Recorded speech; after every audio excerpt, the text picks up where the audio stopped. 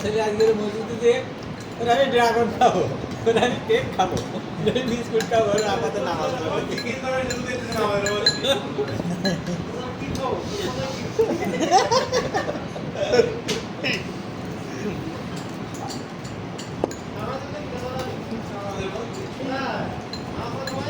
নামাজে দাঁড়ায় কেন ও সামনে দাঁড়ায় দাঁড়ায় আমি কি খাবো, আমি ড্রাগন খাবো, আমি কেক খাবো, আমার তো ওটা থেকে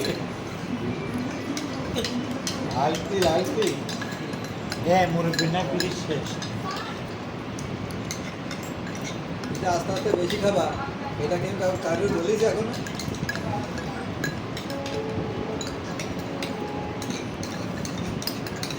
মিষ্টি খাবে? মিষ্টি খাবে?